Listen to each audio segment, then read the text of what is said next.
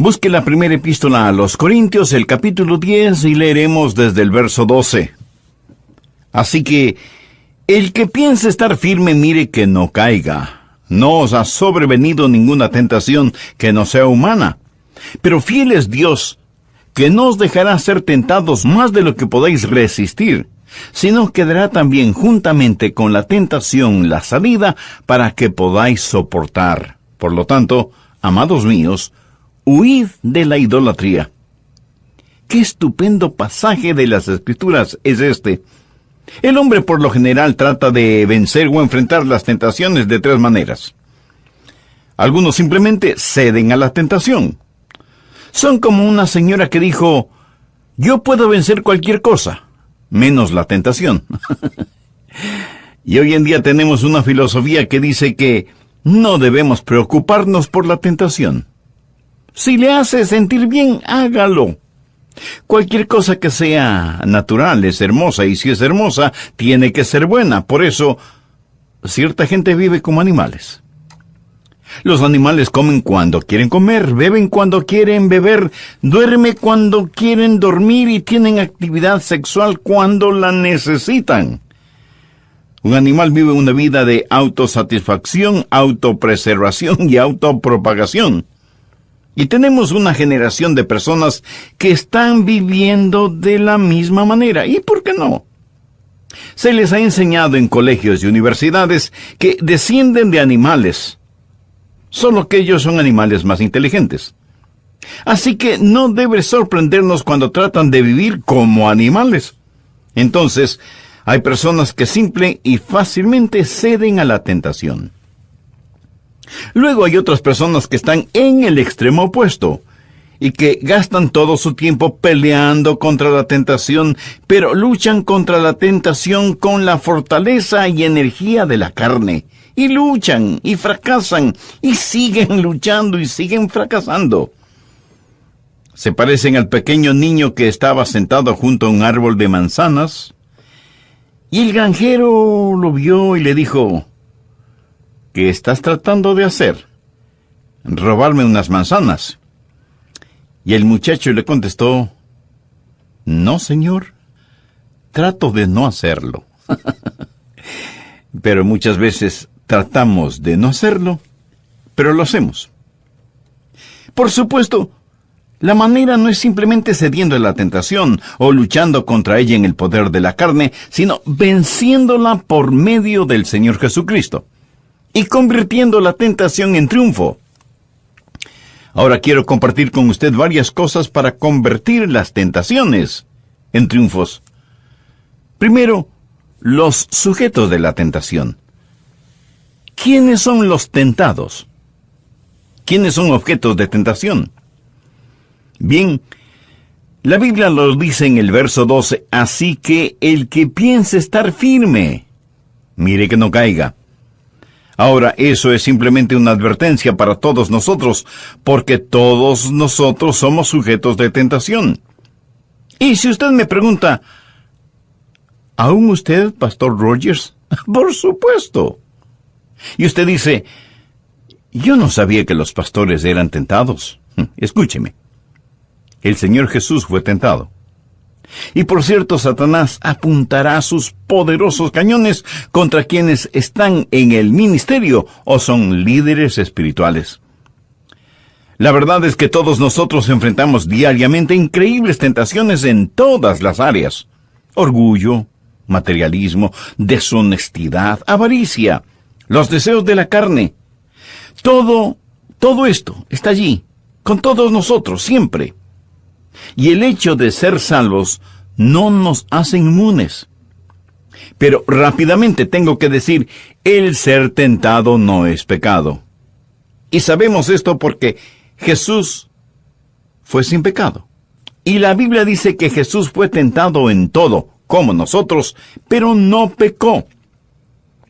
Pero en este verso 12 es una advertencia contra el orgullo. Así que el que piense estar firme, mire que no caiga. El hombre orgulloso tienta al diablo para que lo tiente. Y si usted cree que no puede caer, usted ya está en camino de caer. El hombre que está tratando de luchar contra la tentación con sus propias fuerzas es el hombre que puede estar caminando hacia su caída. Y esto nos presenta una interesante pregunta. Si Dios realmente nos ama, ¿por qué no hace imposible que seamos tentados? Si Dios realmente nos ama, ¿por qué no elimina a Satanás simplemente? ¿Por qué Dios no quita cada seducción a fin de que no seamos tentados? Bueno, si Dios hiciera eso, usted y yo perderíamos algo. Perderíamos el poder y la habilidad de ser victoriosos por medio del Señor Jesucristo. Parece que en lo espiritual tratamos de ganar a como de lugar, caiga quien caiga y pese a quien pese. Y lo paradójico es que muchas veces para forzar victorias aparentemente espirituales, empleamos medios y estratagemas muy carnales. Pero obtener una aparente victoria de esa manera no es victoria. En la vida real, si no hay oposición, no hay victoria. Dios no le ha llamado a una vida fácil, pero le ha llamado a una vida de victoria por medio del Señor Jesucristo. Y gracias a Dios que siempre nos lleva de triunfo en triunfo, así que todos nosotros somos sujetos de tentación. Segundo, la fuente de la tentación. Quiero que note la fuente de la tentación en el verso 13. No os ha sobrevenido ninguna tentación. Ahora, note lo siguiente, que no sea humana. Usted me dirá, pastor, tengo una tentación muy especial. No, no la tiene. Usted tiene una variedad de tentaciones. Todas las tentaciones son comunes para todos los hombres. ¿O usted se cree tan especial que piensa que aún sus tentaciones son especiales? Todos tenemos las mismas tentaciones porque provienen de la misma fuente. Y pensándolo bien, solo hay 3 clases de tentaciones: el mundo, el demonio y la carne. Tenga eso en su mente porque es importante para ayudarle a entender más tarde. En 1 Tesalonicenses 5:23 leemos: y todo vuestro ser, espíritu, alma y cuerpo, sea guardado irreprensible para la venida de nuestro Señor Jesucristo. Mi amigo, el diablo le va a tentar en el área del espíritu, del alma y del cuerpo.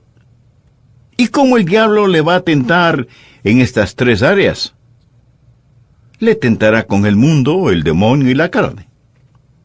Ahora, esto le va a parecer complicado por algunos minutos, pero concéntrese, y todo se armará como un rompecabezas. ¿Qué es el mundo? Cuando digo que el diablo le va a tentar con el mundo, ¿qué es el mundo?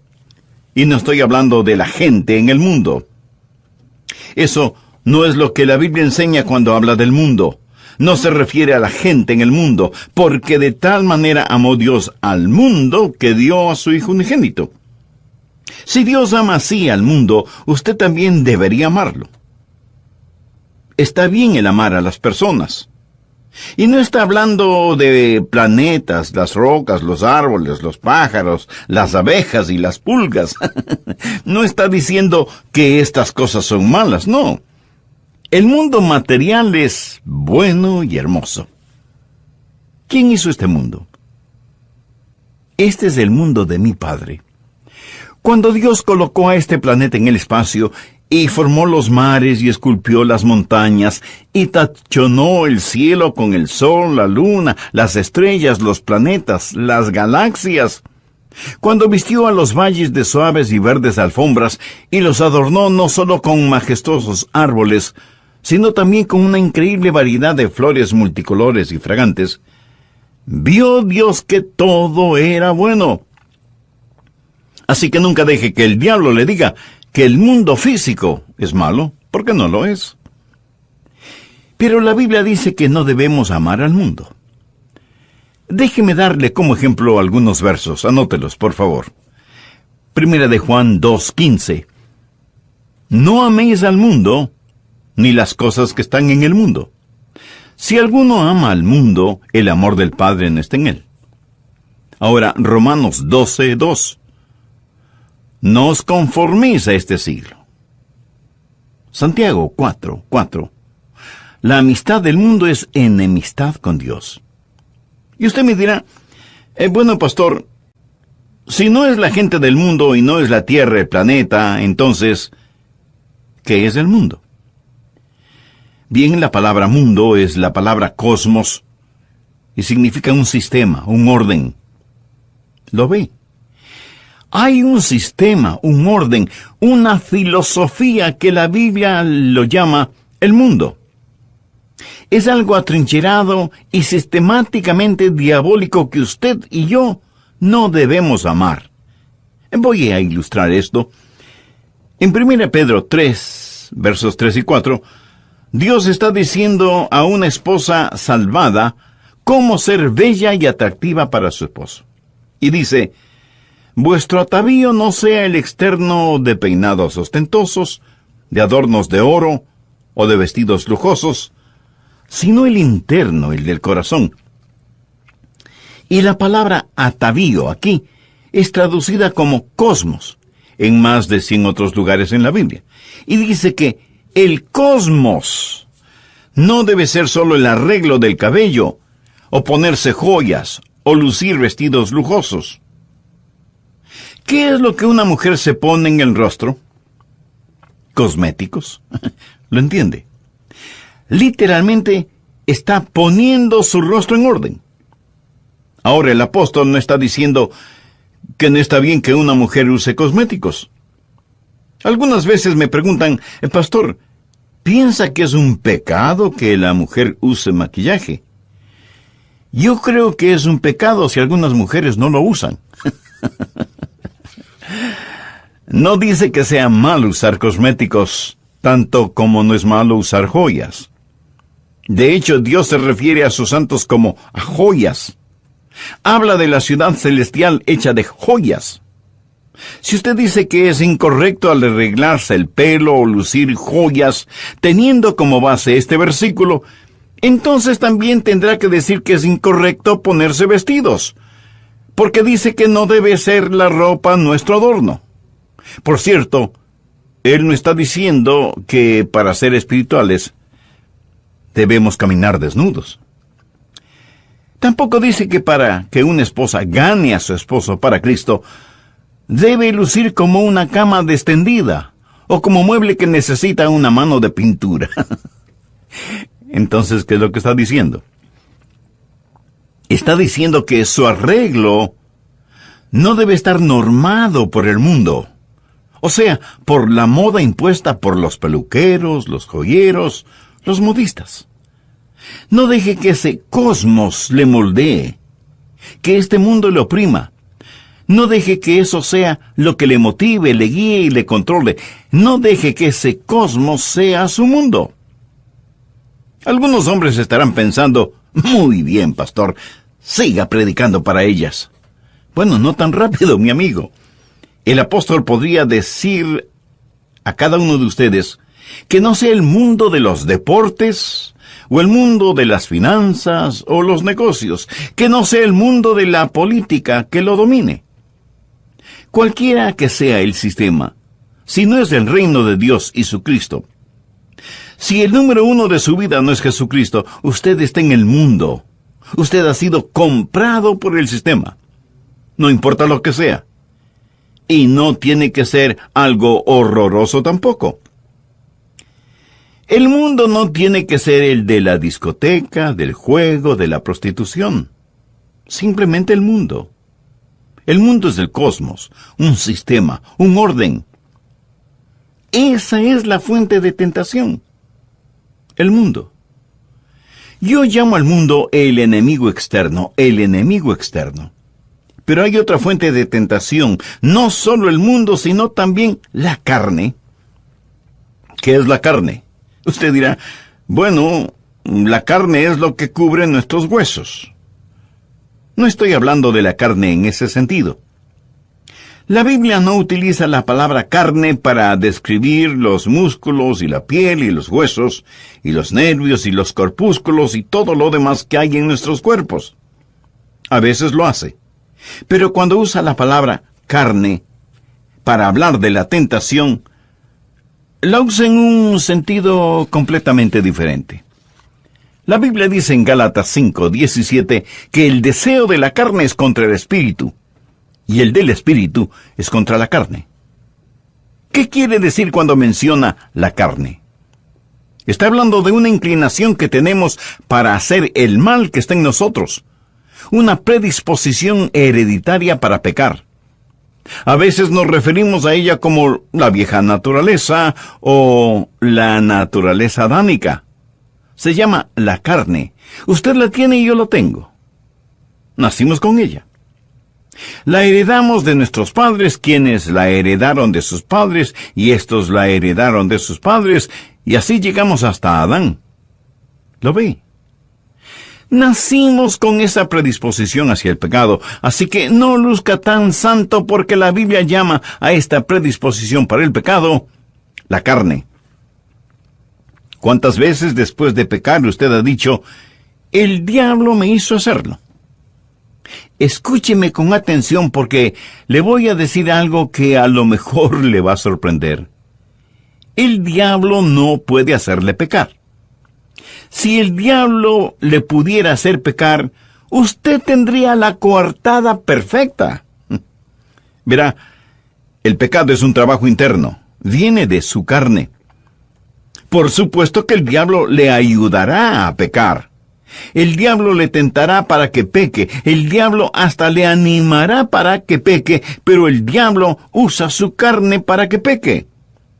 Ahora le puedo asegurar que si el diablo no existiera, usted y yo pecaríamos lo mismo. Usted puede pecar por su propia cuenta. Un niño pequeño le dijo una mala palabra a su hermanita, le golpeó con el palo de la escoba y le escupió en la cara. La madre reprendió al niño y le dijo que seguramente fue el diablo quien le había empujado a hacer eso. Y el muchachito le respondió, el diablo hizo que le dijera esa mala palabra y que la golpeara con el palo de la escoba, pero el escupirle en la cara, esa fue mi propia idea. Nos sorprendería el descubrir cuánto de lo que pecamos es nuestra propia idea. Con nuestra naturaleza adánica viene la predisposición para pecar. Y pecaremos con diablo o sin diablo, porque el diablo no nos obliga a pecar. No nos mete en un pecado en contra de nuestra voluntad. Y porque tenemos esa vieja naturaleza pecaminosa, Dios quiere darnos una nueva naturaleza purificada, santificada, glorificada. Dios quiere darnos una nueva vida. Esa nueva vida solo la tendremos cuando recibamos a Cristo por fe en nuestro corazón. Jesús dijo, he venido para que tengan vida y para que la tengan en abundancia. Amigo, amiga, posee usted esa vida. En otras palabras, ha recibido por fe al Señor Jesucristo en su corazón y en su vida. Si aún no lo ha hecho, ¿qué le impide hacerlo ahora mismo?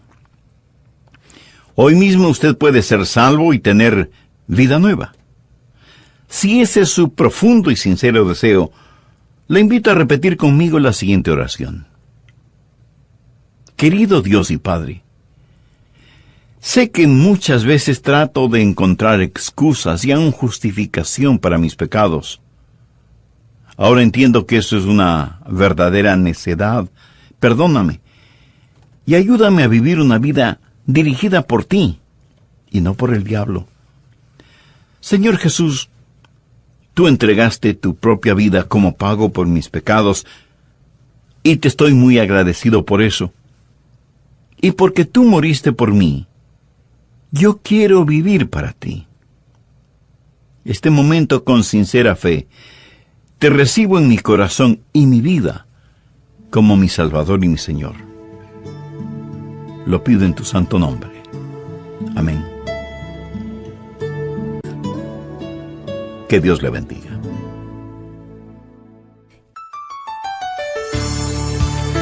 ¿Le hace el diablo caer en pecado? El Dr. Adrian Rogers, en la serie Regresemos a las Bases, nos lo explica. Las fuentes de nuestra tentación son el mundo, la carne y el diablo. El mundo es el enemigo externo. La carne es el enemigo interno. Y el diablo es el enemigo infernal.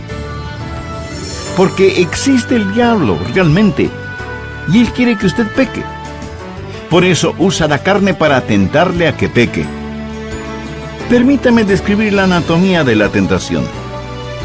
Piense que el mundo es un fósforo y que la carne es un enorme depósito de gasolina. Piense que el diablo es quien enciende el fósforo y lo bota en la gasolina. Y ahí tiene usted la anatomía del pecado. Cómo el diablo usa el mundo y la carne para hacer que usted peque. Recuerde, el diablo no lo meterá a usted en el pecado, pero le dará todas las facilidades y le animará para que usted voluntariamente peque. Y su tentación es muy común, porque la tentación es común en todos los seres humanos. Nuestro maestro, el Dr. Adrian Rogers, en la voz del pastor Lenín de Llanón, nos entregan la segunda parte de su mensaje, Cómo convertir las tentaciones en triunfos. Por favor, busque Primera de Tesalonicenses 5:23. Y todo vuestro ser, espíritu, alma y cuerpo, sea guardado irreprensible para la venida de nuestro Señor Jesucristo. Recuerde que estamos estudiando cómo convertir las tentaciones en triunfo. Veamos como tercer punto el lugar de su tentación. ¿Dónde será tentado? No con qué será tentado, sino dónde será tentado. Usted es espíritu, alma y cuerpo. Está hecho a la imagen de Dios, del Trino Dios. Y usted tiene una triple naturaleza, espíritu, alma y cuerpo. Es muy importante que usted entienda esto, porque si no lo entiende, no sabrá cómo luchar. Dije que el mundo es el enemigo externo. Déjeme decirle dónde le tentará el mundo. Lo hará primordialmente en el área de su alma. ¿Qué significa la palabra alma? La palabra griega para alma es psique o psiquis en español. Su alma es su mente, sus emociones, su voluntad. Su psiquis es su ego, usted mismo. La persona que vive dentro de usted.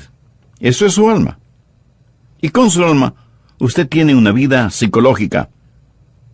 Y el mundo, este cosmos, este sistema, le tentará primordialmente en el área de su alma, de su psiquis, de su ego. Eso es lo que significa ser mundano, vivir en egolatría. Si usted es un cristiano mundano, porque que los hay, usted es un ególatra. Permítame darle un ejemplo de esto. En el Antiguo Testamento, recuerda cuando Abraham y su sobrino Lot tenían una guerra familiar. Pero Abraham magnánimamente le dijo a Lot, mira, no tenemos que pelear. Te diré lo que vamos a hacer. Tú escoge. Si quieres ir en determinada dirección, yo me iré en dirección contraria. La tierra está delante de nosotros. Escoge y toma lo que quieras. Y la Biblia nos dice en el libro de Génesis que Lot dirigió su mirada hacia los valles bien irrigados. Vio la hierba crecida y verde y supo que sería un buen alimento para su ganado. Y Lot se fue hacia el este. Levantó su carpa hacia Sodoma y Gomorra. Fue allá porque quería campos más fértiles. ¿Pero por qué quería más campos fértiles? Ya era fabulosamente adinerado, pero él quería ser el hacendado más grande y poderoso en toda la Palestina. Eso es todo. No estaba tratando de tener más dinero. Solo quería ser más influyente. Quería ser el más importante en toda esa tierra. Trataba de alimentar su alma con las cosas del mundo, y esa es una tentación. Y muchos hoy en día son tentados exactamente de la misma manera. Este sistema mundano dice: debes tener más, debes hacer más, tienes que ser más. Eso es el mundo. En Primera de Juan 2:16 leemos: porque todo lo que hay en el mundo, los deseos de la carne, los deseos de los ojos y la vanagloria de la vida, no proviene del Padre sino del mundo. Y todo esto está en guerra contra su alma. Ahora, ¿qué es la carne? Es la predisposición para pecar. Su cuerpo estará sujeto a tentaciones físicas. Las áreas del apetito, lascivia, pereza, violencia, son las áreas de la carne, y somos tentados de esa manera. El rey David miró desde la terraza de su palacio y vio a una hermosa mujer que se bañaba. Era Betsabé. Y él se quedó mirándola. Y algo dentro de él, esa vieja predisposición adánica para el pecado, esa lujuriosa tentación sexual se despertó en él. Su pulso se aceleró, sintió un incontenible deseo sexual. Esa fue una increíble tentación sexual para David, y él cedió a esa tentación y cayó. El enemigo externo pelea contra el alma, mientras que el enemigo interno pelea contra la carne. Ahora, ¿qué acerca del enemigo infernal, el diablo? ¿En contra de quién hace la guerra? Usted dirá que el diablo está tratando de que usted cometa adulterio, está tratando de que usted sea un borracho, o a lo mejor quiere que usted sea un ególatra. No necesariamente. Escuche, el diablo está en guerra contra su espíritu. ¿Qué es el espíritu? ¿Cuál es la diferencia entre su espíritu y su alma? Su alma es el sentido de su autopercepción de Dios. Usted conoce a Dios a través de su espíritu. Solo el hombre tiene espíritu. Y eso es lo que hace que el hombre sea más que un animal. El hombre puede conocer a Dios, y la Biblia dice que Dios es espíritu, y que los que le adoren deben adorarle en espíritu y en verdad. Y Pablo dijo en Romanos 8:16, el espíritu mismo da testimonio a nuestro espíritu de que somos hijos de Dios. El espíritu en el hombre es ese vehículo de comunicación, adoración, alabanza y conocimiento espiritual. ¿Y qué es lo que el diablo quiere hacer? El diablo quiere separarnos de Dios. Por lo tanto, el enemigo infernal, el diablo, hace guerra principalmente contra su espíritu. Escúcheme, el diablo no está necesariamente interesado en que usted se emborrache. ¿Sabe usted que el diablo a lo mejor preferiría que usted no beba? Si el emborracharse lo alejaría de Dios, entonces el diablo le incitaría a beber. Pero a lo mejor el diablo quiere que usted permanezca sobrio. A veces he pensado que el diablo debe de estar avergonzado de algunos borrachos. Quiero decir, ahí está un borracho dormido en una calle, cubierto con su propio vómito y lleno de moscas. ¿Cree usted que eso es una buena propaganda para el diablo? Le diré que la mejor propaganda para el diablo es el hombre distinguido, con una fina camisa y elegante corbata, sentado cómodamente y rodeado de hermosas mujeres. ¿Tiene en su mano un cóctel? No es un borracho. Maneja bien la situación, pero no conoce a Dios. Y no estoy diciendo que no conoce a Dios porque tenga una copa de licor en su mano. Lo que estoy diciendo es que al diablo le fascina esta clase de personas de éxito, según el mundo, hombres y mujeres distinguidos que no conocen a Dios.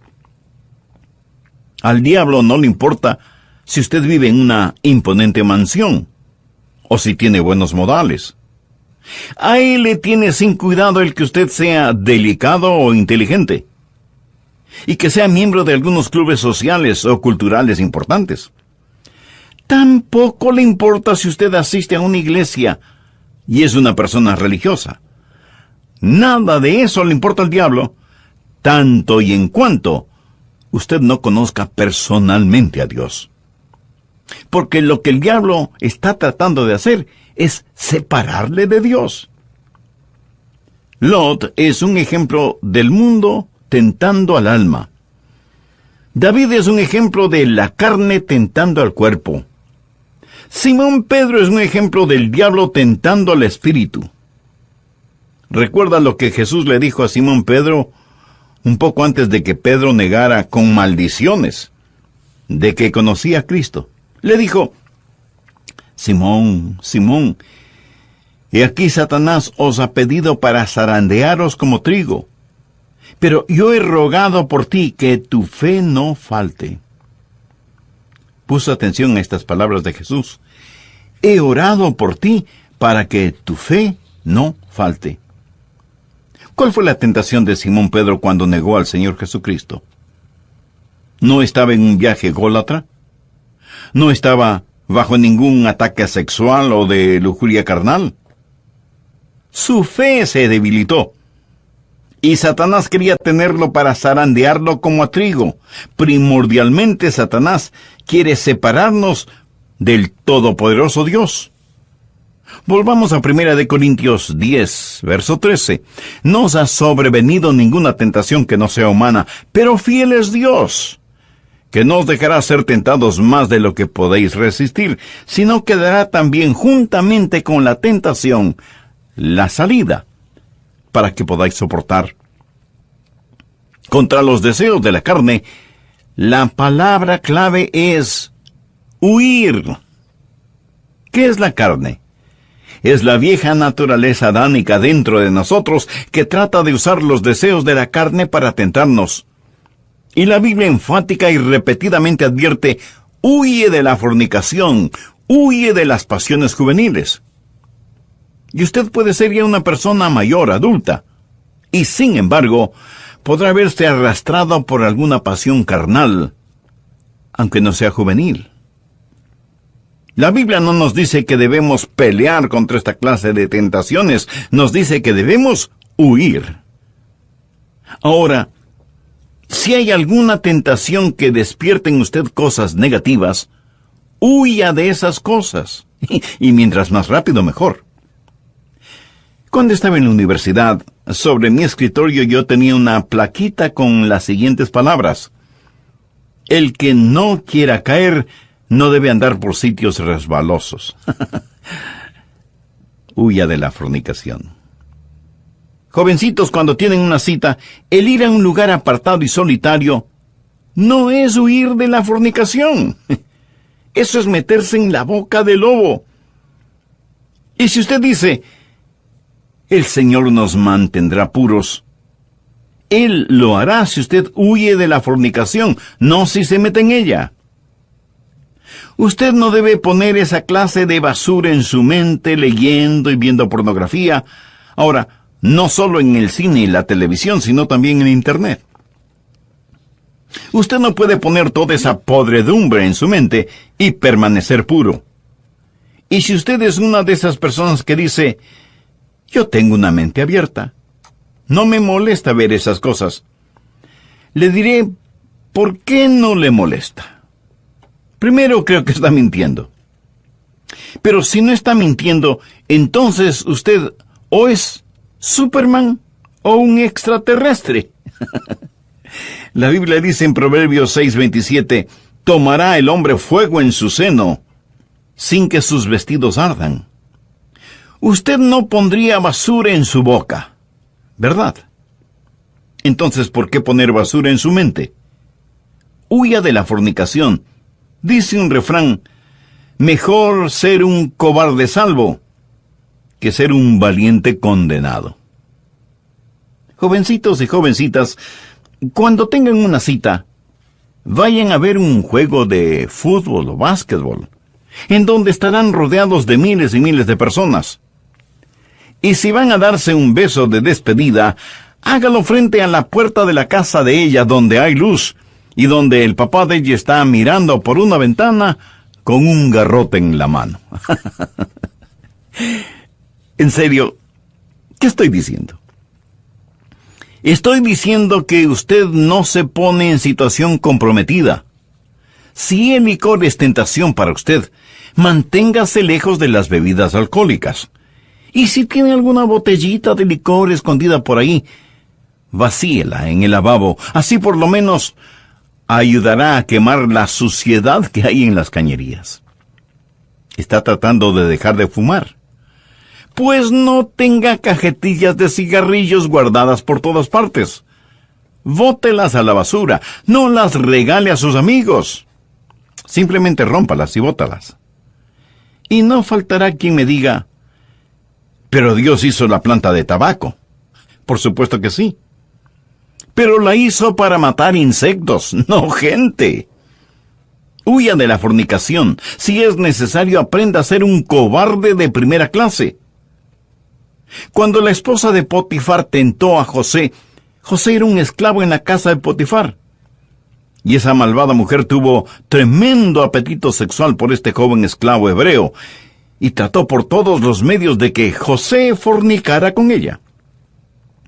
Cuando José se dio cuenta de lo que estaba sucediendo, y cuando esta impía mujer lo agarró y trató de que fuera a la cama con ella, José salió huyendo a toda velocidad, dejando en su apuro su manto en las manos de ella.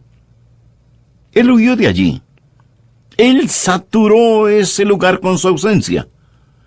Ahora nosotros a lo mejor nos reímos de él, pero él mantuvo su pureza. Y conozco a alguna gente tan tonta que hoy diría, la señora Potifar no tenía que actuar de esa manera. Ella y José deberían haberse arrodillado junto a la cama y orar acerca del asunto. No. No se nos pide que luchemos contra esta clase de tentación. Se nos dice que huyamos.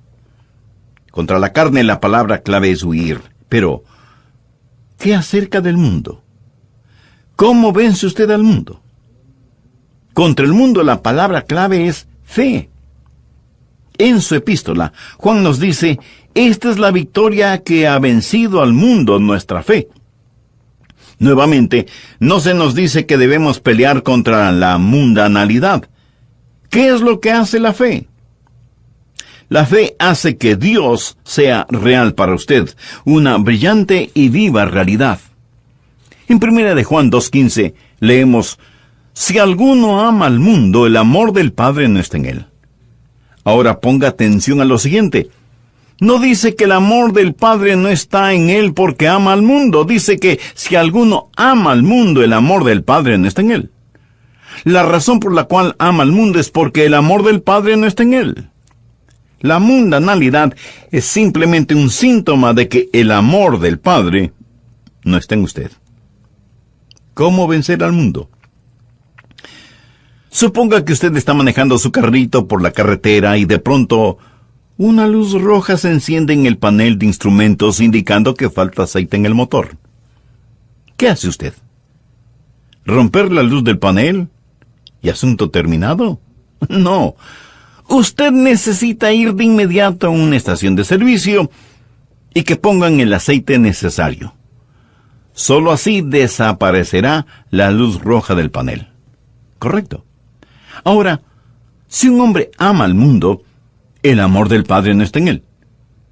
Si descubre que usted es mundano y que este mundo está tratando de moldearlo a su manera, le diré qué está mal con usted.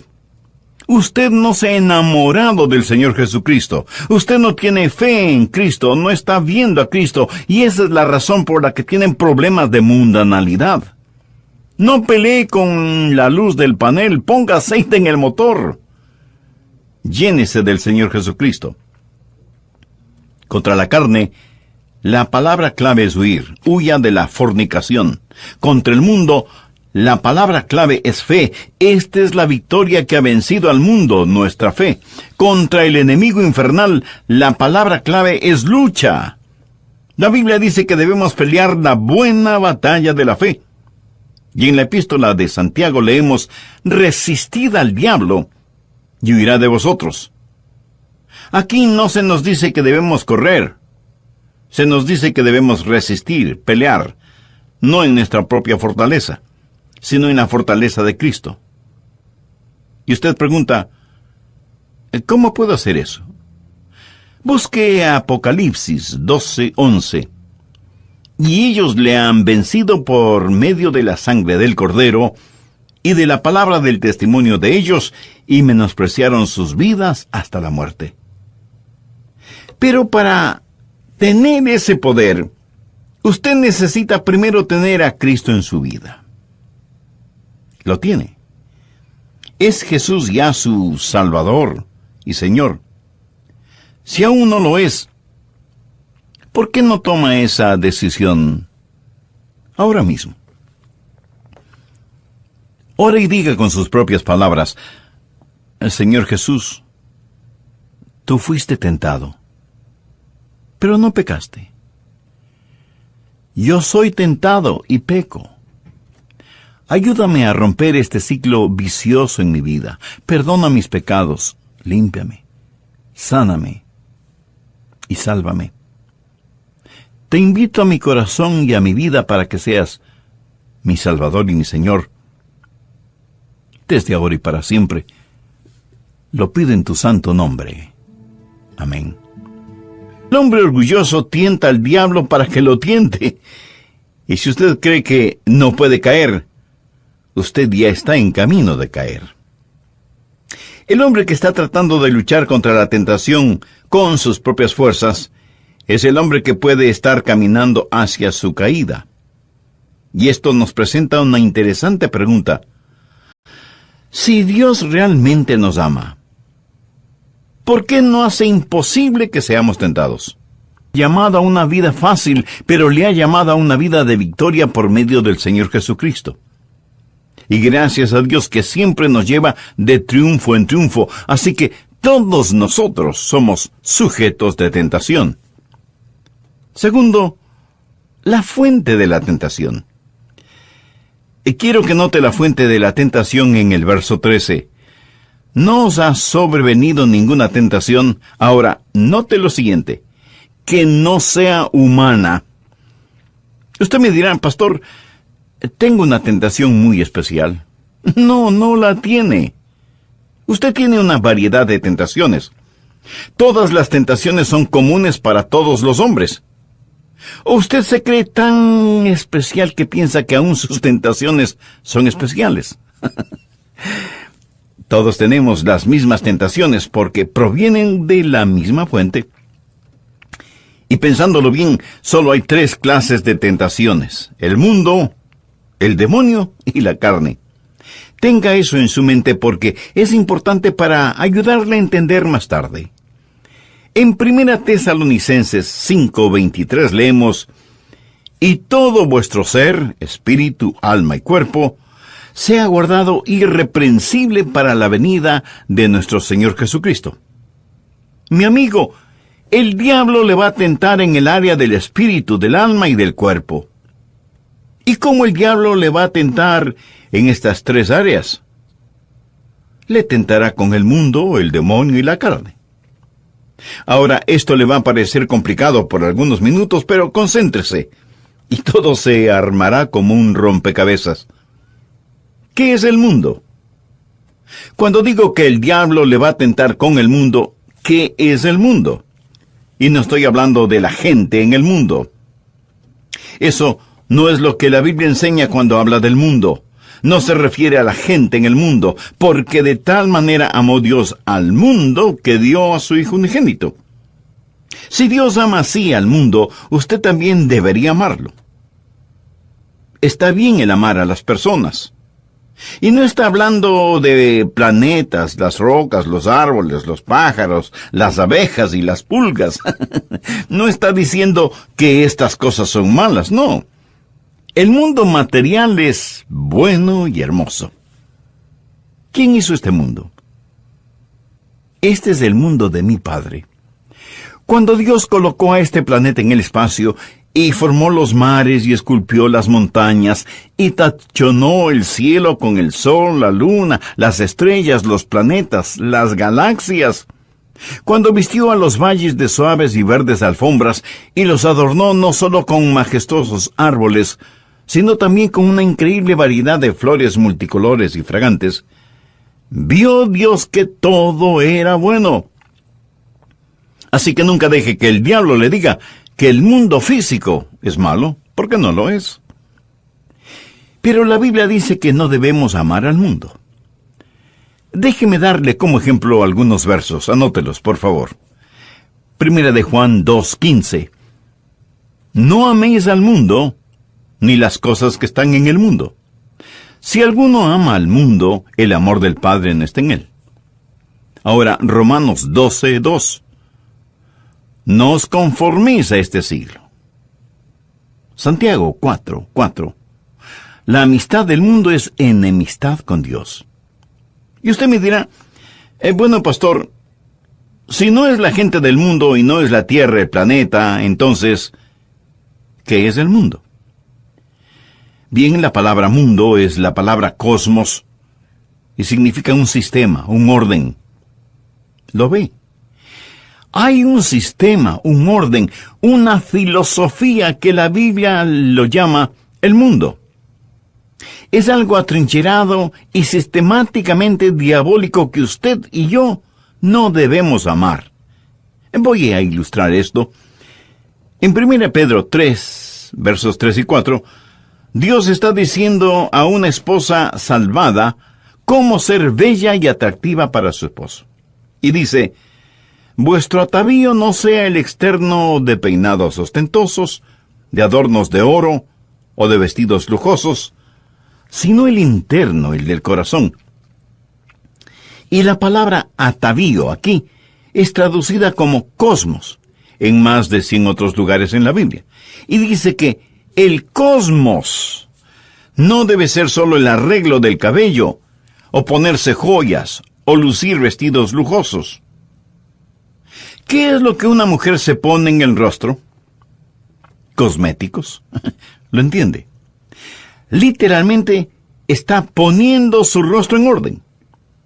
Ahora el apóstol no está diciendo que no está bien que una mujer use cosméticos.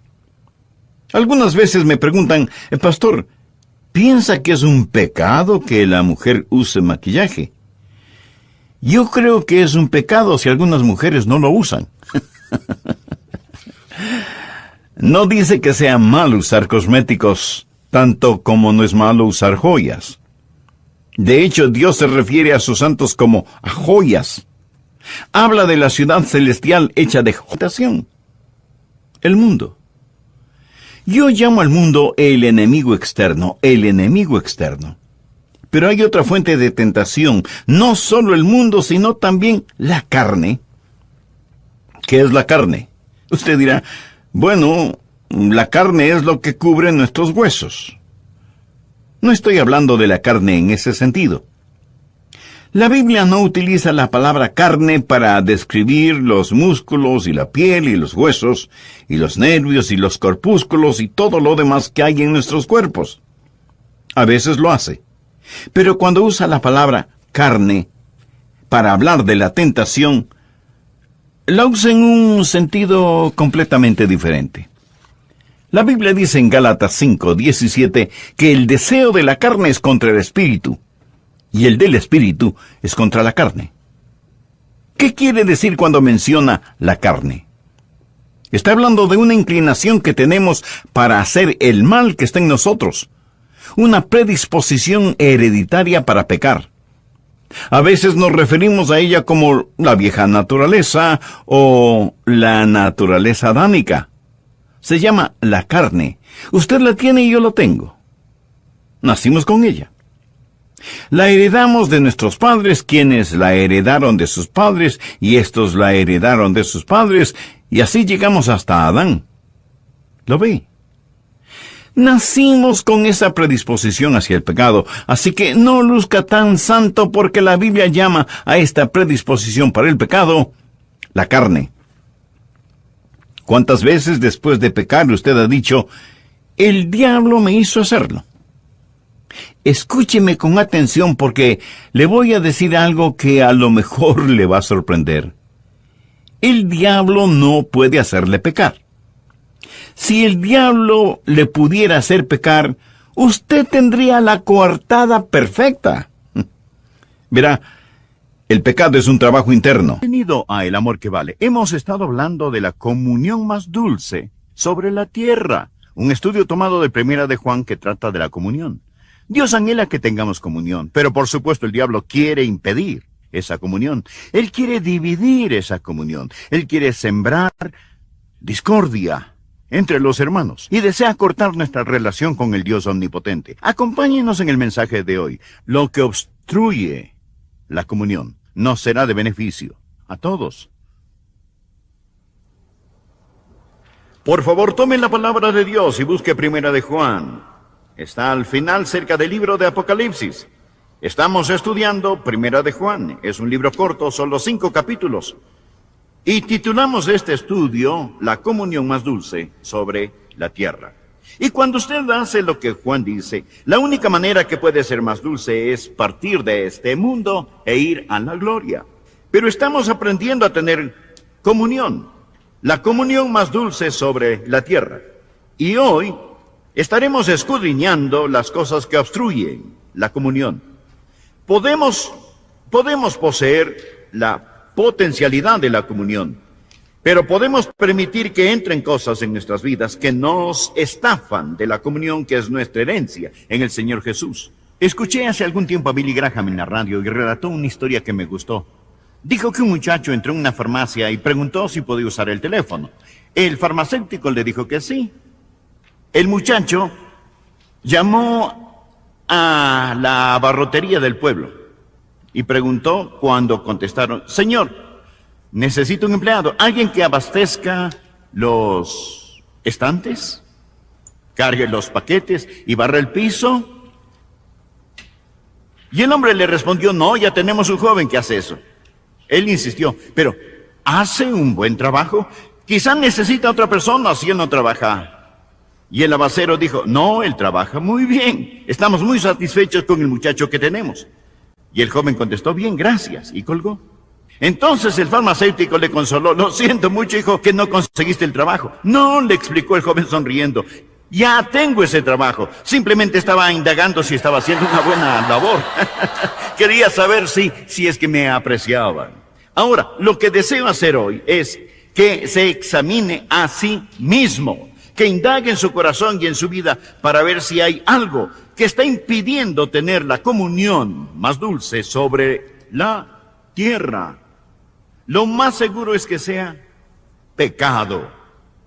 Son faltas secretas que causan terremotos morales. Y vamos a estar hablando hoy de las faltas secretas, cosas que escondemos, cosas que enmascaramos, cosas que nos mantienen alejados de la comunión con Dios. Por favor, leamos en el capítulo 1, empezando en el versículo 5. Este es el mensaje que hemos oído de él y os anunciamos: Dios es luz, y no hay ningunas tinieblas en él. Si decimos que tenemos comunión con él y andamos en tinieblas, mentimos y no practicamos la verdad. Pero si andamos en luz, como él está en luz, tenemos comunión unos con otros, y la sangre de Jesucristo, su Hijo, nos limpia de todo pecado. Si decimos que no tenemos pecado, nos engañamos a nosotros mismos, y la verdad no está en nosotros. Si confesamos nuestros pecados, Él es fiel y justo para perdonar nuestros pecados y limpiarnos de toda maldad. Si decimos que no hemos pecado, le hacemos a Él mentiroso, y su palabra no está en nosotros. Hijitos míos, estas cosas os escribo para que no pequéis. Y si alguno hubiere pecado, abogado tenemos para con el Padre, a Jesucristo el justo. Y Él es la propiciación por nuestros pecados, y no solamente por los nuestros, sino también por los de todo el mundo. Y en esto sabemos que nosotros le conocemos, si guardamos sus mandamientos. El que dice: yo lo conozco y no guarda sus mandamientos, el tal es mentiroso y la verdad no está en él. Pero el que guarda su palabra, en este verdaderamente el amor de Dios se ha perfeccionado. Por esto sabemos que estamos en Él. El que dice que permanece en Él debe andar como Él anduvo. Estamos hablando de lo que obstruye nuestra comunión. Y principalmente son faltas secretas, pecados ocultos. Verá, la Biblia es el único libro en el mundo que tiene la respuesta al problema del pecado. Y la forma de encargarse del pecado con especificidad es reconocerlo por lo que es. Hoy tenemos una generación que no le gusta la palabra pecado. Está pasada de moda. El único pecado hoy es llamar al pecado pecado. Queremos llamar al pecado cualquier cosa. Queremos llamarlo un error, un malentendido. Pero Jesús no murió por errores, no murió por malentendidos ni equivocaciones. Jesús murió por el pecado. De lo que habla Juan en este libro es del perdón de pecados y de la limpieza diaria de nuestros pecados. No es un asunto de juicio.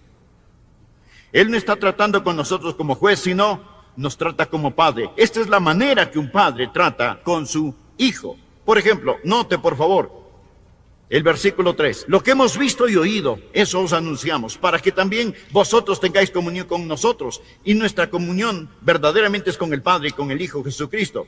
Así que Él no está hablando del perdón judicial o legal, sino del perdón paternal. Tal y como el Señor Jesucristo nos enseñó. Él nos enseñó a orar: Padre nuestro, perdónanos nuestras deudas. Esta es una oración conocida. Ahora estamos hablando de cómo tener comunión con Dios. Muchos de ustedes son salvos, en camino al cielo. Pero usted va en segunda clase porque no está disfrutando esa comunión, esa coinonía de la cual estamos hablando. Bien, habiendo dicho esto, quiero que escudriñemos cómo podemos restaurar esa comunión, cómo podemos deshacernos de esas faltas secretas, de esos pecados ocultos que nos separan de la sonrisa y el rostro del Padre y tener esa dulce comunión con Dios. Lo primero que deseo que vea es cómo Dios convence de pecado, cómo el Padre nos convence de pecado. Por favor, leamos el versículo 5. Este es el mensaje que hemos oído de Él y os anunciamos. Dios es luz y no hay ningunas tinieblas en Él. Si decimos que tenemos comunión con Él y andamos en tinieblas, mentimos y no practicamos la verdad. Pero si andamos en luz, como Él está en luz, tenemos comunión unos con otros y la sangre de Jesucristo, su Hijo, nos limpia de todo pecado. Por favor, tome su Biblia y quiero que leamos algunos versículos. Observe cuánto menciona la mentira aquí. En el versículo 6. Si decimos que tenemos comunión con Él y andamos en tinieblas, mentimos. Subrayelo. Luego en el versículo 8. Si decimos que no tenemos pecado, nos engañamos a nosotros mismos y la verdad no está en nosotros. En el versículo 10. Si decimos que no hemos pecado, le hacemos a Él mentiroso. Siempre empieza con si decimos, y decimos, y decimos. Lo que Él enseña aquí es que estamos diciendo una cosa y haciendo otra. Estamos pretendiendo. Y a lo que hace mención quiero llamarlo la evolución de una mentira. Deseo que note 3 pasos que siguen a cada uno de estos si decimos. Primero, podemos mentir para negar el pecado. Versículos 5 y 6. Si decimos que tenemos comunión con Él y andamos en tinieblas, mentimos. Mentimos. Eso es lo que está sucediendo en este culto ahora mismo. Mire a su alrededor. Aquí estamos, este momento, en este edificio. Miles y miles de personas en un solo edificio. Cada uno de ustedes se ve tan santo. Cada uno de ustedes se ve tan pulcro. Cada uno se ve tan feliz en Jesús. Pero ¿piensa usted que hoy todos tienen su corazón en paz con Dios? Algunos no. He predicado mucho tiempo como para saber que eso no es verdad. He predicado años para saber que la gente puede entrar en la iglesia, tener su Biblia en la mano, cantar alabanzas y decir amén cuando en su corazón las cosas no están bien. Si decimos que tenemos comunión con Él y andamos en tinieblas, mentimos. Hay algunas mentiras vivientes que se escuchan en este momento. Y usted sabe en su corazón que está jugando con fuego. Usted está jugando a la iglesia, actuando. Eso es lo que pasa. Tenemos pecado en nuestros corazones. Este puede ser grande o pequeño, pero allí está. Y venimos a la iglesia, vamos a la escuela dominical, enseñamos la clase, cantamos en el coro. Hacemos lo que hacemos, mas existe una falta secreta. Si decimos que tenemos comunión con Él y andamos en tinieblas, mentimos. Ahora, ¿qué sucede cuando un hombre hace eso? Después de un tiempo, usted sabe lo que le pasa a él. Él empieza a creer en su propia mentira. Bien, note lo que Juan dice aquí. Mire el siguiente versículo, el versículo 8. Si decimos que no tenemos pecado, nos engañamos a nosotros mismos. Cuando trata de engañar a alguien, ¿sabe a quién se engaña más? Se va a engañar a usted mismo. Una persona que se engaña. Bueno, ella está al borde de un colapso nervioso. Cuando una persona ni siquiera puede creerse, cuando nubla la distinción entre la luz y las tinieblas, entre la verdad y la mentira. Y hay tantos de ustedes que han empezado a mentirse después de ignorar a Dios y después de estar dentro y fuera de comunión con Él y nada sucede. Usted todavía canta en el coro, enseña en la escuela dominical, usted aún está en la congregación, saludando a todos, muy amistoso con todas las personas. Bueno, quizá no sea pecado del todo. Tal vez esté bien. Quizá fue simplemente un error. Tal vez sea una idiosincrasia psicológica. O quizá Dios ni siquiera lo llama pecado. Y puede ser que yo sea una persona bastante buena. Y usted empieza a disculpar su pecado. El segundo paso en la evolución de una mentira, primero engañamos a otros y luego a nosotros mismos. Y finalmente, mentimos a Dios. Mentimos a otros, después a nosotros mismos y luego a Dios. Por favor, leamos el versículo 10. Si decimos que no tenemos pecado, nos engañamos a nosotros mismos y la verdad no está en nosotros. Verán, cuando llamamos a Dios un mentiroso, nosotros somos los mentirosos, ¿no es cierto? Porque Dios no puede mentir. Él nos pone bajo la convicción de pecado y le contestamos, no, Dios, tú estás equivocado, fue un error, un mal funcionamiento glandular, el medio ambiente, un resentimiento legítimo, era indignación justa, sea lo que sea. No permitimos que el Espíritu Santo de Dios nos convenza de pecado. Primero mentimos a otros, luego nos mentimos a nosotros mismos y después tenemos el atrevimiento de ignorar y mentirle al Dios omnipotente. Mentimos para negar el pecado, para engañarnos y para desafiar al Salvador. Ahora, cuando hacemos eso, la comunión se rompe completamente, desaparece. Nos hemos salido de la luz y hemos entrado a las tinieblas. Bien, hemos hablado de la convicción de pecado. Hablemos un poco de la limpieza de pecado. Una vez que el Espíritu Santo de Dios le muestra ese pecado específico en su corazón y en su vida, Él lo hace con especificidad. Y Él lo hace legítimamente, sin condenación, para traerlo a Jesús. Note lo que dice el versículo 9. Tome sus Biblias, mírelo. Versículo 9. Sí. Aquí es otro. Sí. Usted nota lo que dice. Si decimos, pero ahora dice otro sí. Si confesamos nuestros pecados. No ignorar a Dios, no negar nuestros pecados, sino si confesamos nuestros pecados, Él es fiel y justo para perdonar nuestros pecados y limpiarnos de toda maldad. Esta no es la limpieza judicial que recibimos cuando nos salvamos. Esto está hablando de la comunión con Dios. Está hablando de cómo Dios trata con nosotros como hijos. Nosotros confesamos nuestros pecados. Mas la palabra confesar es una palabra interesante. Es la palabra griega homolegeto, que significa decir lo mismo. Decir lo mismo. Eso es lo que literalmente significa, decir lo mismo. Dos palabras, una significa decir, la otra palabra homo, que significa lo mismo, decir lo mismo.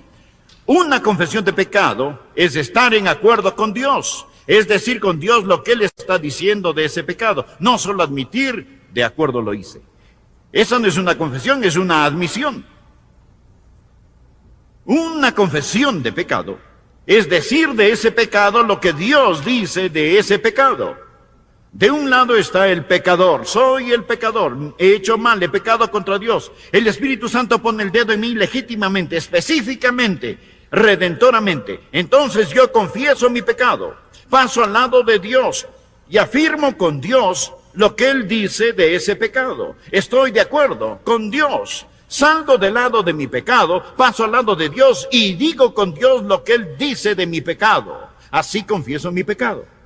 Ahora, bien, permítame decirle cómo confesar ese pecado y analicémoslo un poco más. Pues tal y como hemos analizado la convicción con especificidad, analicemos la confesión con especificidad. ¿Cómo debo confesar mi pecado? Necesito confesar mi pecado inmediatamente. Inmediatamente. Apunte la palabra inmediatamente. Por lo menos escríbanla en su mente. Si confesamos nuestros pecados, eso es, mi amigo, está en tiempo presente. No está hablando de algo que usted ha hecho, está hablando de algo que usted hace. Otra versión literalmente lee que si nosotros estamos confesando nuestros pecados continuamente, es decir, es un hábito en nuestras vidas. Usted no confiesa sus pecados al final del día, mucho menos al final de la semana, mucho menos en el culto de avivamiento anual. Hacer un hábito de confesar nuestros pecados. Si tiene en su ojo una partícula de polvo, ¿cuándo trata de sacarla? ¿Al final de la semana? No inmediatamente. Sea sensible al pecado. Mas, ¿sabe qué es lo que la mayoría hacemos? Muchos de nosotros estamos viviendo en un valle o ya no tan bajo, en lo más bajo. Y luego de algún modo escuchamos a Adrián predicar o vamos a un culto de avivamiento, leemos un libro, nos ponemos en paz con Dios y tenemos un espasmo religioso. Estamos por un tiempo en las alturas, eso dura un corto tiempo y volvemos a bajar al valle. Estamos caminando en el valle y luego subimos de nuevo y otra vez abajo. ¿Ha montado esa montaña rusa?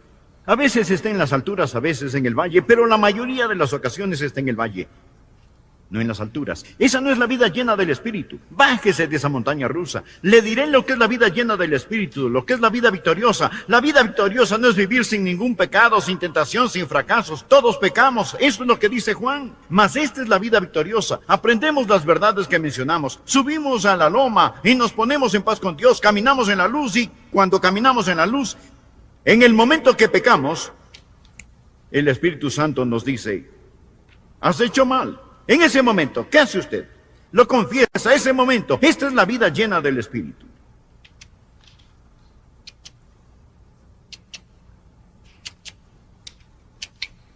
Así, usted se mantiene en alto. En el momento que pasa, en ese instante, allí mismo, usted confiesa sus pecados. Hágalo, inmediatamente. Incluso nadie ni siquiera se da cuenta que lo ha hecho. Es decir, puede estar en la mesa cenando y dijo algo. Y usted dice, oh Dios, en el nombre de Jesús, perdóname. Lo hace, lo hará. Usted confiéselo inmediatamente. 2, usted lo hace específicamente. Específicamente. Él nos dice, si confesamos nuestros pecados, no nuestro pecado, nuestros pecados, está en plural. No está hablando de la naturaleza pecadora, de todos los pecados en conjunto, sino de lo que hizo específicamente. Llámelo por nombre. Esa es la parte dolorosa. En esos grupos de oración la gente ora, Señor, si hemos pecado, perdónanos, o perdona nuestros pecados. En mi opinión, usted está desperdiciando su aliento al orar ese tipo de oración. Si usted quiere tratar en serio con Dios, usted dice, Dios, perdóname por leer pornografía. Te he deshonrado, deshonré a mi esposa, deshonré mi propio cuerpo. Dios, puse basura en mi mente, lo siento. Dios, no debía hacerlo. Dios, no lo haré de nuevo, perdóname. Él lo hará. Perdóname, Señor. Perdóname por mi egoísmo. Perdóname, Señor, por mi orgullo. Confiéselo por nombre. Hágalo. Hágalo inmediatamente. Y hágalo específicamente. Ese es el tipo de oración. Y permítame decirle otra cosa. Hágalo confiadamente. Confiadamente. Por favor, mire el versículo 9. Si confesamos nuestros pecados, Él es, escuche, Él es fiel y justo para perdonar nuestros pecados. Fiel y justo. Si Él no hiciera, sería un mentiroso y un tramposo. Sería infiel e injusto. Si usted está de acuerdo con Dios, Él es fiel y justo para perdonar nuestros pecados y limpiarnos de toda maldad. No alguna, toda maldad. Me fascina eso. A veces el diablo le dice que ha hecho algo malo y que no será perdonado. Esa es una mentira del infierno. No existe ningún pecado que la sangre de Jesucristo no limpie. Escuche, escuche, escuche lo que la Biblia dice. La sangre de Jesucristo, su Hijo, nos limpia de todo pecado. Versículo 7. Él es fiel y justo para perdonar nuestros pecados y limpiarnos de toda maldad. Tenga esa confianza y denle gracias a Dios por el detergente de doble acción de la preciosa sangre del Señor Jesucristo, porque no solo nos perdona, sino que nos limpia. Él limpia. Él saca las manchas. Él toma lo interno, lo saca, es olvidado, le lava. Le lava más blanco que la nieve. Bien, se me acaba el tiempo. Hay un tercer punto en este mensaje y hemos estudiado solo dos. Primero es la convicción de pecado, segundo la limpieza de pecado. Permítame darle el tercero, la conquista de pecado. Noten el capítulo 2, versículo 1. Piensa que, puesto que la limpieza y el perdón son por gracia y lo único que tienen que hacer es pedirlos, que Dios nos está motivando a pecar en estos versículos. No, Él no está animándonos a pecar. Él nos anima a no pecar. Mírelo. Hijitos míos, estas cosas os escribo para que no pequéis. Él no está diciendo que pequemos, sino que no pequemos. Pero Él añade, si alguno hubiere pecado, abogado tenemos para con el Padre, a Jesucristo el justo. Contamos con un abogado ante el Padre. Bien, tengo un Salvador que está intercediendo por mí. La Biblia dice que Él vive siempre para interceder por nosotros, presentando su sangre preciosa. Gracias a Dios. Aleluya por eso. Él es la propiciación por nuestros pecados, y no solamente por los nuestros, sino también por los de todo el mundo. Por eso no creo en ninguna expiación limitada. Él murió por todos. Por todo el mundo Él murió. Y Él es la propiciación por nuestros pecados. ¿Qué significa esa palabra propiciación? Significa Él es la satisfacción por el pecado. Satisface las demandas de un Dios justo y santo. Por ello dice en el versículo 9, Él es fiel y justo para perdonar nuestros pecados. ¿Por qué? Porque Él es la satisfacción. Él es la propiciación. Él murió por esos pecados. Gracias a Dios por eso. Él no está diciendo que por consiguiente no tome en serio sus pecados. Pues leemos más adelante que el que guarda su palabra, en este verdaderamente el amor de Dios se ha perfeccionado. Un esclavo sirve porque tiene que hacerlo. Un empleado sirve porque necesita hacerlo. Un hijo de Dios porque quiere hacerlo. Es decir, existe el amor de Dios, que Él primero me salva y luego me limpia. ¿Piensa usted que eso me motiva a pecar? No, mi amigo. El deseo de mi corazón es no pecar de nuevo. Nunca. Nunca más. Pero si peco, gracias a Dios tengo un abogado. Y Él es la propiciación por mi pecado. No tenemos un Salvador maravilloso. ¡Aleluya! ¡Qué Jesús! ¡Qué Salvador que tenemos! Amigo, deseo hacerle una pregunta de mi corazón a su corazón, tan sinceramente como puedo hacerlo. ¿Es usted salvo? No le pregunto si es católico, bautista, metodista o de otra denominación. Lo que digo es que usted necesita saber, sin lugar a dudas, que se ha arrepentido de sus pecados y recibido a Cristo como su Salvador personal. Le imploro que lo haga ahora. Ore así, Señor Jesús. Entra en mi corazón. Perdona mis pecados. Sálvame, Señor Jesús. Ore de corazón, ore con fe, y Él le salvará. Instantes, cargue los paquetes y barre el piso. Y el hombre le respondió, no, ya tenemos un joven que hace eso. Él insistió, pero ¿hace un buen trabajo? Quizá necesita otra persona si él no trabaja. Y el abacero dijo, no, él trabaja muy bien. Estamos muy satisfechos con el muchacho que tenemos. Y el joven contestó, bien, gracias, y colgó. Entonces el farmacéutico le consoló, lo siento mucho, hijo, que no conseguiste el trabajo. No, le explicó el joven sonriendo, ya tengo ese trabajo. Simplemente estaba indagando si estaba haciendo una buena labor. Quería saber si es que me apreciaban. Ahora, lo que deseo hacer hoy, Cristo su Hijo, nos limpia de todo pecado. Si decimos que no tenemos pecado, nos engañamos a nosotros mismos y la verdad no está en nosotros. Si confesamos nuestros pecados, Él es fiel y justo para perdonar nuestros pecados y limpiarnos de toda maldad. Si decimos que no hemos pecado, le hacemos a Él mentiroso y su palabra no está en nosotros. Hijitos míos, estas cosas os escribo para que no pequéis. Y si alguno hubiere pecado, abogado tenemos para con el Padre, a Jesucristo el justo. Y Él es la propiciación por nuestros pecados, y no solamente por los nuestros, sino también por los de todo el mundo. Y en esto sabemos que nosotros le conocemos, si guardamos sus mandamientos. El que dice, yo lo conozco y no guarda sus mandamientos, el tal es mentiroso y la verdad no está en él. Pero el que guarda su palabra, en este verdaderamente el amor de Dios se ha perfeccionado. Por esto sabemos que estamos en él. El que dice que permanece en él, debe andar como él anduvo. Estamos hablando de lo que obstruye nuestra comunión. Y principalmente son faltas secretas, pecados ocultos. Verá, la Biblia es el único libro en el mundo que tiene la respuesta al problema del pecado. Y la forma de encargarse del pecado con especificidad es reconocerlo por lo que es. Hoy tenemos una generación que no le gusta la palabra pecado. Está pasada de moda. El único pecado hoy es llamar al pecado pecado. Queremos llamar al pecado cualquier cosa. Queremos llamarlo un error, un malentendido. Pero Jesús no murió por errores, no murió por malentendidos ni equivocaciones. Jesús murió por el pecado. De lo que habla Juan en este libro es del perdón de pecados y de la limpieza diaria de nuestros pecados. No es un asunto de juicio. Él no está tratando con nosotros como juez, sino nos trata como padre. Esta es la manera que un padre trata con su hijo. Por ejemplo, note por favor el versículo 3. Lo que hemos visto y oído, eso os anunciamos, para que también vosotros tengáis comunión con nosotros. Y nuestra comunión verdaderamente es con el Padre y con el Hijo Jesucristo.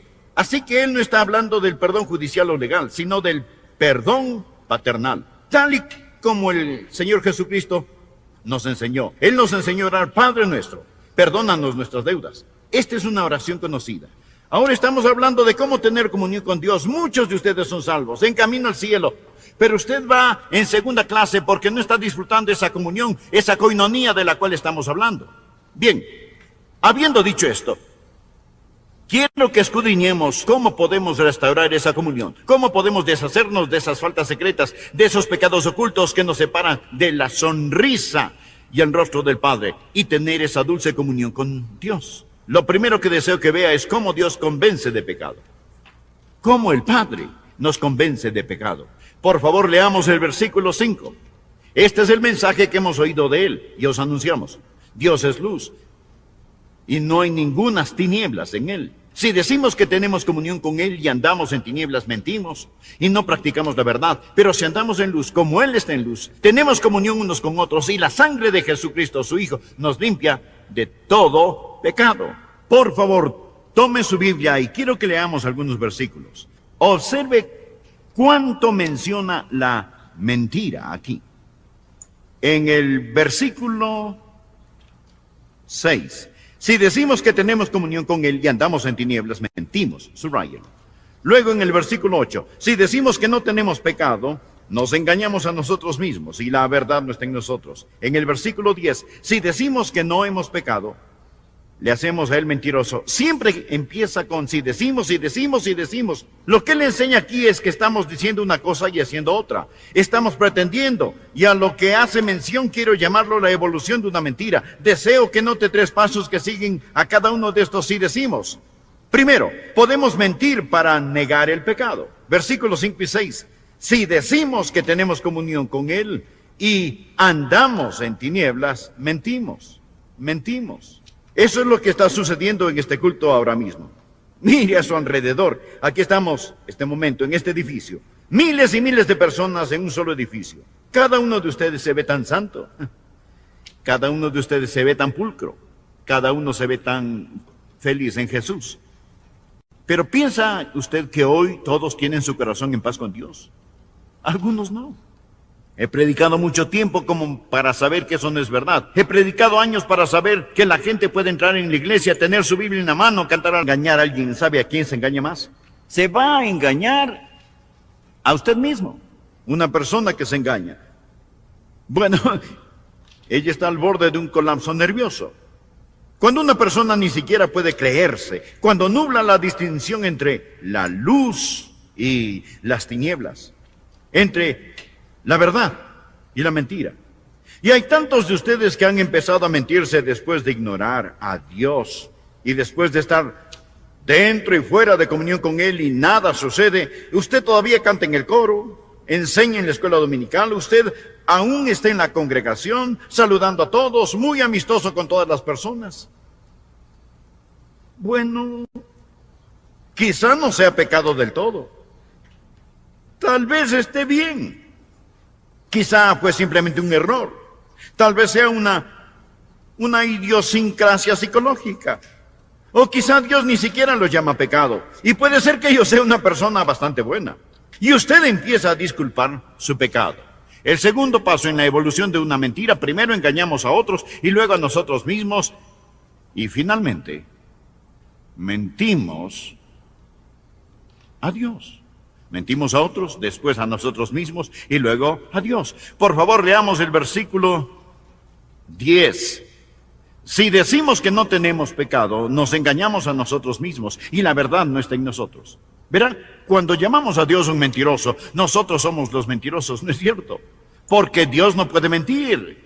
Él nos pone bajo la convicción de pecado y le contestamos, no, Dios, tú estás equivocado, fue un error, un mal funcionamiento glandular, el medio ambiente, un resentimiento legítimo, era indignación justa, sea lo que sea. No permitimos que el Espíritu Santo de Dios nos convenza de pecado. Primero mentimos a otros, luego nos mentimos a nosotros mismos y después tenemos el atrevimiento de ignorar y mentirle al Dios omnipotente.